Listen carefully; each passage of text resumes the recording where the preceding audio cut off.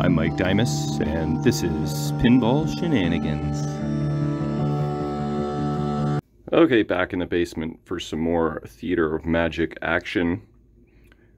Last night, it was in my little mini tournament that I held, and it held up for the most part, but it did continue to reset. I was excited because I was drawn on this game against Alex, and as soon as I hit both flippers, it reset. I reseated some connectors, turned it back on, hit both flippers, and it reset again. So we had to pick a new game, which was sad, but other people played it and it was fine.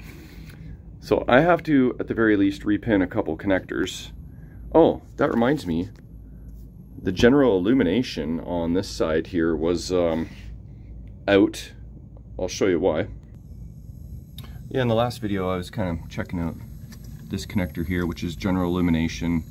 And I kind of overlooked this one. Both of these have been repinned, so that's good.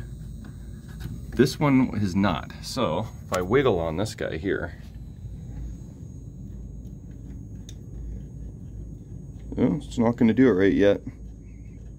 But that was causing the general illumination to kind of go on and off on that side. So maybe just the fact that the machine was on for a few hours before that happened. I'm going to repin that connector. But the trunk held up. I think for the most part everything held up. So I think what I'm going to do tonight is probably just LED the machine, because it's exciting to do, it's fun, it's not very complicated. I can listen to some pinball podcasts in the background. But other things that I have on my list so far are check all the fuses, tighten all the boards. Oh, I need a new piece of trim for the top of my back glass because it's split. One of the leg tees is stripped, I forget which one. There's some mold a little bit at the very back that I need to clean up. And there we go. That's from when I had this stored at my one storage unit that decided to have a roof leak right on top of my Addams family. This is the extent of the damage caused on Theater of Magic, so I got lucky. That is dead because it's not humid in here, but still I'm gonna have to probably wear a mask and kind of just, I don't know, wipe it away with some chemicals and deal with that. So nothing that concerns me. What else? Repin connectors. Put tape over those ROMs because they need to be taped. Like all the old tape covers on these things, every single one of them is gone. Why? That's weird. Anyway, that's simple, of course. I got a couple DMDs that I want to test out, and now is a good opportunity to do so because I do not have any DMDs in the collection right now. And the ones I do are switched to color DMD, so this will be a good opportunity to just like swap and test, see what I've got that's good and what is bad. I'm going to order a rubber kit and some mods, of course. The rotating tiger saw mod. I called it a tiger shark in the last video I noticed. Did you catch that? Not a tiger shark, it's a tiger saw. And I just ordered the ROM from Dave Estill at pinballrom.com. I told him I had L3, and he said the Soren ROM 2.0 is the best one you can get, and it allows for you to add mods that take extra voltage without having to, I think he said, remove the security chip on this guy. So I ordered one of those up. And yeah, that's what's on the list thus far, including new lock, but that's not something I'm gonna forget. That's obvious. And I think for fun, I'm just gonna LED this guy. And then if needed, I can order more LEDs. This will give me an idea of what I have left after I do that.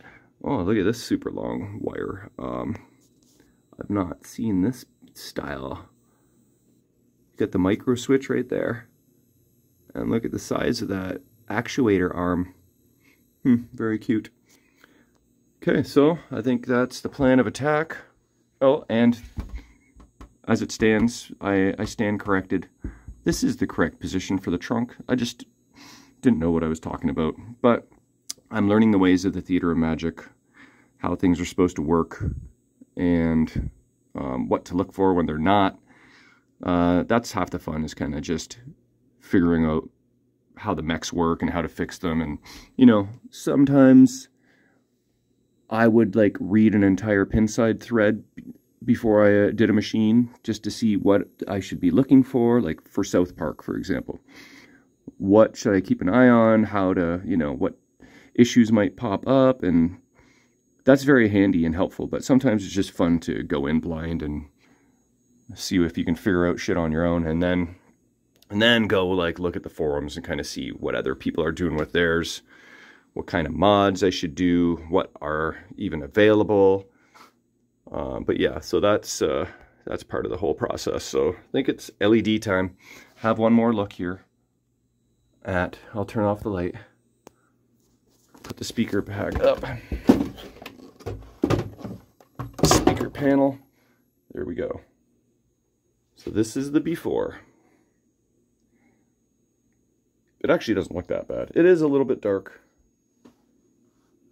but LEDs will be so much better, and definitely preserve these inserts from raising or lowering any further, because there's definitely a little bit of that going on. I should roll some balls slowly over this area just to see to what effect these inserts have on it, if at all. Hopefully not.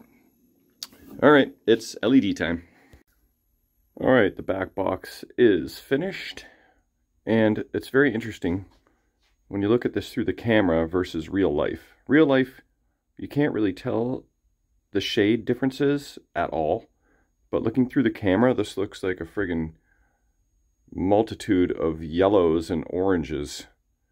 I know I've got a couple Drapple LEDs in there, a couple Davis Still LEDs in there, so they're all warm white, and they look fine live, but it looks like a little bit of banana puke right about now. But let's see what it looks like with the black back glass on. Alright, I'd say that looks pretty darn good. I'm going with warm whites because I think it just matches the theme with all the gold and brass, and yeah, I think natural white would also look fine and dandy, but I had to decide, and warm white it is, so I'll do the playfield next. Okay, here's my strategy that I'm going to employ for doing the underside LEDs.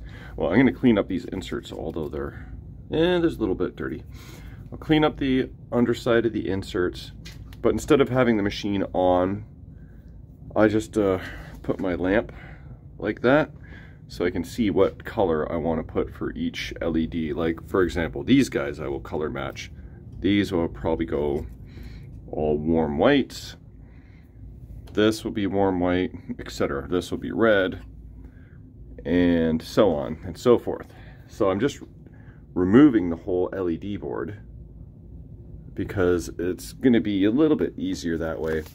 And then also I can reflow these headers. They always can use a good reflowing. How do they look? Maybe it's been done before, but who knows how long. And then I can get rid of this. No, I don't really need that.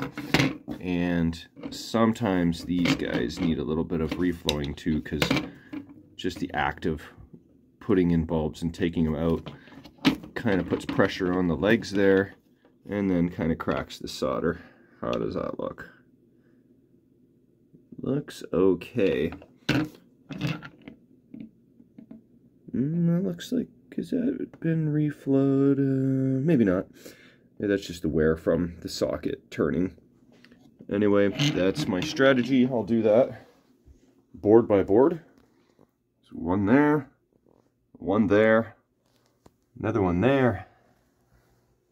And yeah, and then I'll just do all the individual bulbs one at a time. Okay, the other bonus about doing this on the bench is that I can chill and sit. My back's a little sore. And yeah, it's so much more comfortable than bending over the pinball machine. So I did reflow all these headers and then all of these sideways sockets because they just need it. So everything else should be good to go. Pretty much everything is warm white except for 2 color matchers there. So I'll plop that in and move on to the next one. Alright, so this board is installed. The other one's removed. These inserts are pretty clean, so they don't actually really need much. Give them a little, oh yeah, that one had a little bit of carbon dust in it. So that's all you really need. I find if you use something wet, it just spreads that dirt all around, and this is sufficient. So again, I reflowed all of the side-mounted sockets and the headers while it's out. And this strategy also, you don't even have to twist out these sockets. You just pop them right in, and that's one step that you don't have to do. So moving on. All right, I think I did all the inserts.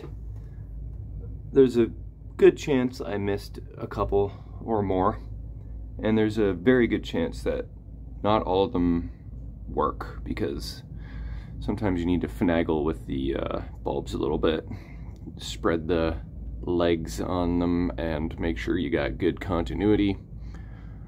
So it's time to find out. Alright, I think I remedied all the LEDs. If you spot something I missed, let me know. So in fact, that cluster there was me forgetting to plug in the board. There's 2 or 3 bulbs that were giving me a little bit of issue. The one was like the most, this one, multi-ball, like the most difficult spot to friggin' try and remove and install an LED bulb, because it's beside the subway, and the subway runs like from here to here, from this guy to the basement, and then this bulb's sticking out the side and there's just no access, so I had to remove that entire board. Of course it was the biggest one, had like the most screws, but no problemo, it's all resolved. So that is basically all the inserts done. Should probably think about doing the coin door stuff and checking all the flashers to make sure they work. But that might actually be the end of this episode, because I might wrap it up. And yeah, I'll tinker with some flasher bulbs, but you don't need to see all that. That's not all that exciting, but definitely this LED job is looking much better.